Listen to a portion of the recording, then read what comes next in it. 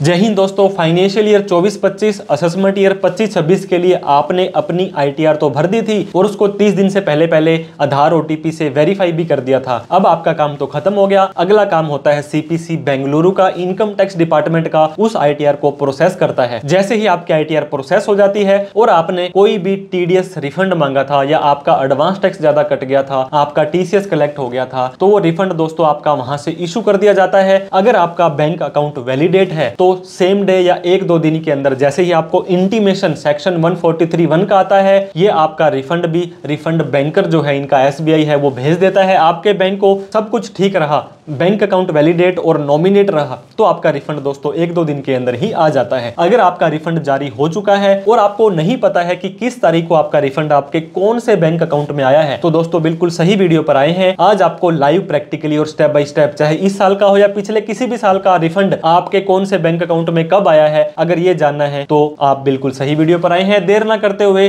आप अपने रिफंड का स्टेटस कैसे चेक कर सकते हैं जान लेते हैं।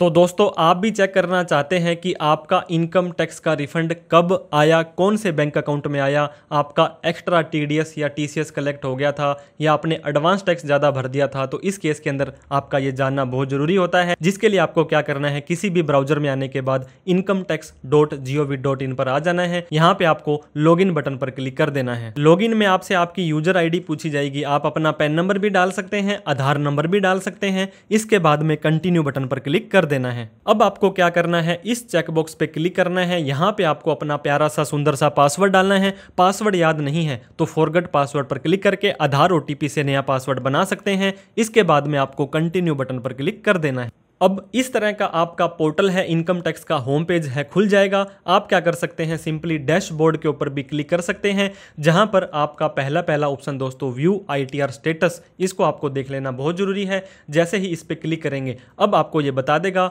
आपने रिटर्न तो सक्सेसफुली फाइल्ड कर दी है, your return has been process भी सक्सेसफुली हो चुकी है। क्योंकि दोस्तों ये देखिए, जब आप आईटीआर को भर देंगे उसके 30 दिन के अंदर अंदर उसको आधार ओटीपी से वेरीफाई करना होता है, फिर आपकी रिटर्न प्रोसेसिंग में जाएगी और उसके बाद में प्रोसेस हो जाएगी। ये देखिए दोस्तों 4 तारीख को प्रोसेसिंग में गई थी और 4 तारीख को ही प्रोसेस हो गई थी। अगर अभी तक आपका मामला यहीं तक ही अटका हुआ है तो आपको क्या करना पड़ेगा, वेट करना पड़ेगा। क्योंकि डिपार्टमेंट कई केस में प्रोसेसिंग के अंदर भी टाइम ले लेता है और कई केस में बहुत जल्दी आ जाता है। अगर आपसे वेट नहीं हो रहा है तो आप इनको ग्रीवेंस डाल सकते हैं। आप इनकम टैक्स के जो हैंडल है ट्विटर का, जिसे कि एक्स बोलते हैं, वहां पे इनको आप दोस्तों ट्वीट कर सकते हैं। सीपी ग्राम एक पोर्टल है, वहां पे इनको कंप्लेन कर सकते हैं, आप इनको मेल कर सकते हैं। बाकी टोटली इन्हीं के ऊपर डिपेंड है कि आपकी आईटीआर प्रोसेस करना है, कब करना है। अब आपको e file income tax return view file return के ऊपर आपको यहां पे आ जाना है। यहां पर जैसे ही आएंगे यहां पर भी आपको बता दिया गया है कि आपका रिफंड क्रेडिट हो चुका है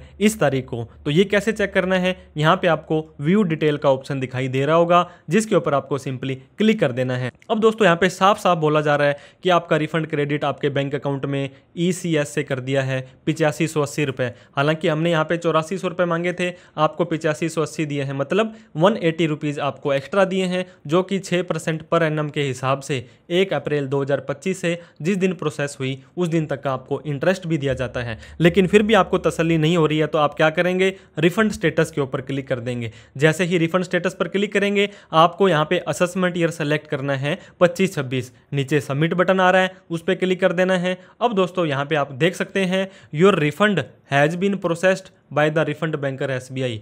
इनकम टैक्स डिपार्टमेंट का जो रिफंड बैंकर है वो एसबीआई है। इस तारीख को दोस्तों आपका रिफंड आ गया है। अब बोलोगे सर कौन से अकाउंट में आया है, तो ये आपके अकाउंट के लास्ट के 4 डिजिट होंगे। हो सकता है एक से ज़्यादा बैंक अकाउंट आपका है तो आपको उनके अंदर देखना है। यूटीआर नंबर होता है दोस्तों, जब कोई नेफ्ट या ऑनलाइन ट्रांजेक्शन आती है तो ये रेफरेंस नंबर होता है और यहाँ पे ये तारीख दे दी गई है। अगर आप अपनी अकाउंट की स्टेटमेंट को डाउनलोड कर लीजिए या पासबुक में एंट्री करा लीजिए इस तारीख को, या इससे एक दिन आगे पीछे आप देखेंगे तो आपको जितना रुपए आपने मांगा था, मैंने आपको बताया हमने 8400 रुपए मांगा था और 8580 आया, तो 1-2 रुपए 150 रुपए कम ज़्यादा आ सकता है। और ITR refund acknowledgement pan number AY 2526 इस तरह का आपको वहाँ पे रेफरेंस भी देखने को मिलेगा। तो अभी तक आपने दोस्तों अपना रिफंड चेक नहीं किया है तो इस तरह से चेक कर लें। आईटीआर ही प्रोसेस नहीं हुई है तो वेट कर लीजिए। आईटीआर को प्रोसेसिंग करने के लिए दोस्तों उसको 30 दिन के अंदर अंदर वेरीफाई करना भी जरूरी है। इस चीज़ को भी जरूर एक बार चेक कर लें। और आपका आपका एक अकाउंट वैलिडेट होना भी जरूरी है।